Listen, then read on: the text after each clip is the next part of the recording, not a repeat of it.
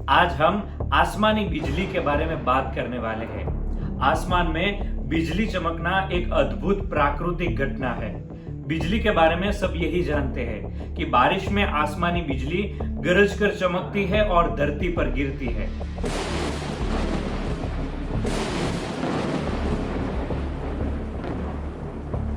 लेकिन हम कुछ अलग कहानी सुनाने वाले हैं जिसे आप शायद ही जानते होंगे। इस वीडियो में हम आसमान में बिजली बनने का कारण और उनसे जुड़ी दो महत्वपूर्ण घटनाओं के बारे में बताने वाले हैं जो बिल्कुल सच्ची है।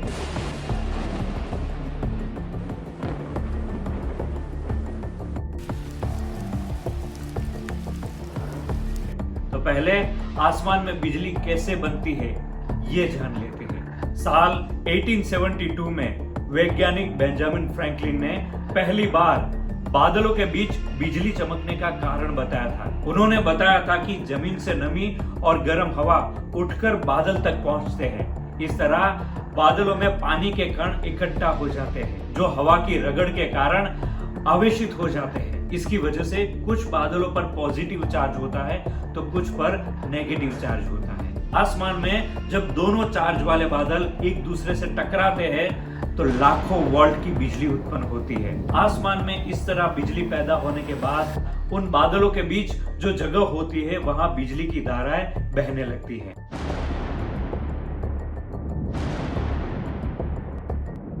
बिजली की धारा हवा को तेजी से गर्म करती है जिससे हवा का दबाव अचानक बढ़ जाता है। इस अचानक दबाव से ध्वनि तरंगें पैदा होती है जिसे हम गड़गड़ाहट के रूप में सुनते हैं। क्या आप जानते हैं कि बिजली की चमक और गड़गड़ाहट एक साथ होती है, लेकिन बिजली की चमक पहले दिखती है। इसका कारण है कि प्रकाश की गति ध्वनि की गति से बहुत ज्यादा तेज होती है। प्रकाश की गति 30,000 किलोमीटर प्रति सेकंड होती है तो वहीं ध्वनि की गति 332 मीटर प्रति सेकंड होती है। यही वजह है कि बिजली की चमक पहले दिखाई देती है, बाद में गरजने की आवाज आती है। बादलों में बनने वाली बिजली के आवेशों के असंतुलन के कारण बिजली तेजी से धरती की ओर आती है, या यूं कहें कि यह विद्युत ऊर्जा इतनी अधिक होती है कि यह धरती की ओर प्रवाहित होती है। इस प्रक्रिया को बिजली गिरने या वज्रपात कहा जाता है। बिजली एक कंडक्टर की तलाश में होती है जो धरती पर मौजूद पेड़, खंभे या इमारतें होती है। हमने बिजली बनने का कारण तो जान लिया, अब हम आसमानी बिजली से जुड़ी दो सच्ची रहस्यमय घटनाओं के बारे में बताने वाले हैं। उसमें से एक है दक्षिण अमेरिकी देश वेनेजुएला की मेराकाइबो झील। ये वो जगह है जहां कैटाटुम्बो नदी मेराकाइबो झील से जाकर मिलती है। नदी और झील के मीटिंग पॉइंट पर साल भर आसमानी बिजली चमकती रहती है। यहाँ एक दिन में औसतन 160 से 300 बार बिजली गिरती है। इस क्षेत्र को lightning capital of the world कहा जाता है। यहाँ बिजली चमकना कभी बंद नहीं होता।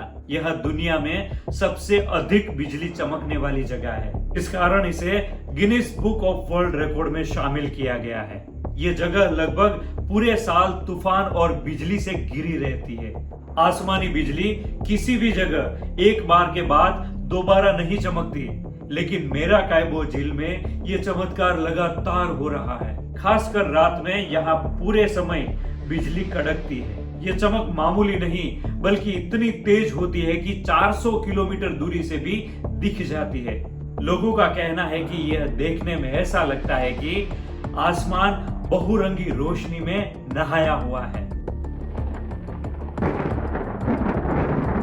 इस इलाके में इतनी बिजली क्यों चमकती है, इस पर एक्सपर्ट और वैज्ञानिक सालों से रिसर्च कर रहे हैं। इस घटना के पीछे कई कारण बताए जाते हैं, जैसे कि झील के पानी का वाष्पीकरण, या ठंडी पहाड़ी हवा और गर्म समुद्री हवा का मिलन, या वेनेजुएला में दुनिया का सबसे बड़ा तेल भंडार है तो दलदली क्षेत्र और तेल भंडारों से निकलने वाली मीथेन गैस। लेकिन वैज्ञानिक अभी तक कोई निष्कर्ष पर नहीं पहुंचे। कुछ वैज्ञानिकों का मानना है कि कैटाटुम्बो नदी एक प्राकृतिक बिजली घर है।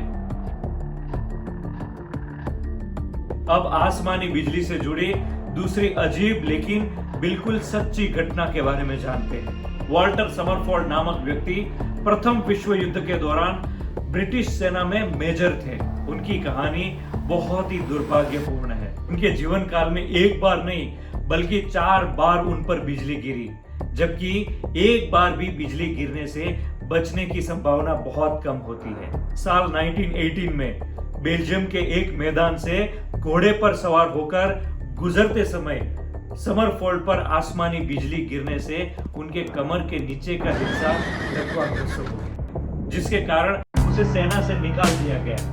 उसके बाद समरफोर्ड कनाडा के वैनकूवर सिटी में रहने चले गए, जहां वे इलाज के दौरान धीरे धीरे ठीक हो गए और फिर से चलने लायक हो गए। इस घटना के ठीक 6 साल बाद 1924 में समरफोर्ड नदी के किनारे एक पेड़ के नीचे खड़े मछली पकड़ रहे थे।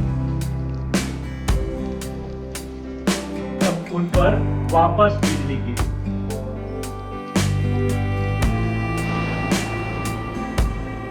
इससे उनके शरीर का राइट साइड पूरा लकवाग्रस्त हो गया। फिर से उनका इलाज शुरू हुआ। चमत्कारिक रूप से वे स्वस्थ होकर वापस घूमने फिरने लगे। साल 1930 में वापस 6 साल बाद समरफोर्ड एक पार्क में घूम रहे थे।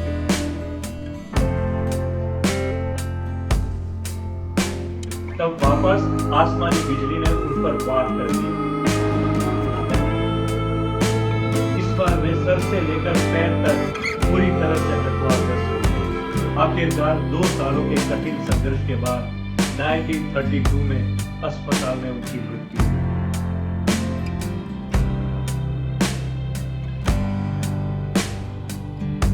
अब आप कहोगे कि कहानी की शुरुआत में तो कहा है कि उन पर 4 बार बिजली गिरी, लेकिन यहाँ तीसरी बार में ही उनकी मृत्यु हो गई।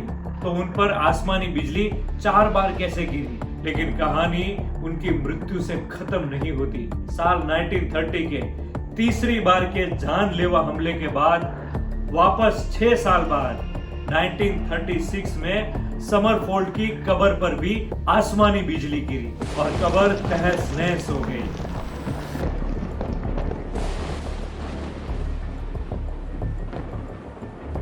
ये पूरी घटना सच्ची और आश्चर्यजनक है। तो आप लोगों को ये मेरा कायबो झील और वॉल्टर समरफोर्ड की कहानी कैसी लगी, खास कमेंट्स करके बताइएगा। और ऐसी और कहानियां जानने के लिए चैनल को सब्सक्राइब कीजिएगा। Thank you so much. Bye bye.